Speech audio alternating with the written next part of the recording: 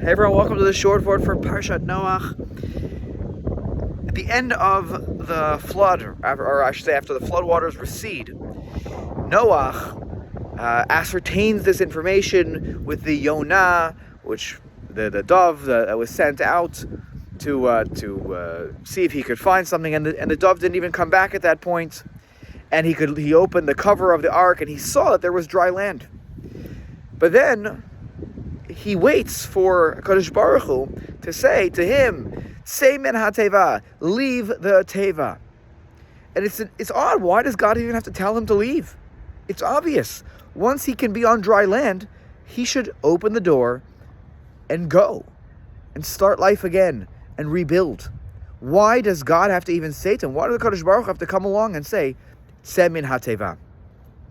So there's a medrash that says that he until he got permission from HaKadosh Baruch Hu, he wasn't going. And the midrash uses a few parables to say, just like he was just like he was told he had to go on the boat. He wasn't going to leave, until he was told. And what is that comparison all about? And I believe it's just like, in some ways, it was sort of unbelievable that what was about to happen before the flood was truly going to happen. He didn't go on until the last moment, and God said, "Go on, get on the boat." So too, he didn't believe what just had happened. The trauma that he just went through, the thought that I have to rebuild the world. How is this going to happen? How am I going to make it all come together? And there's almost this moment where he's paralyzed and he can't leave the Teyva. He knows he could leave. The land is dry. The Yonah didn't come back, but he can't leave. And HaKadosh Baruch Hu says, "No, tzeh min ha-teva.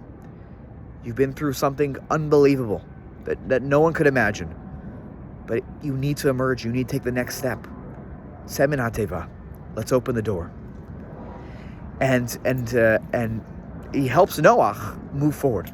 And that moment is so special, because a lot of us encounter those moments in our lives where maybe we feel stuck.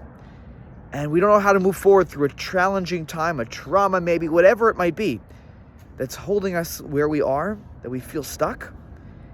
And we need that friend. We need someone to say, "Tzeh min ha-teva," move forward.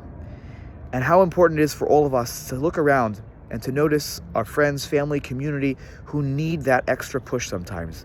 That we need to be able to go over them, put our arm around them and say, "Tzeh min ha-teva.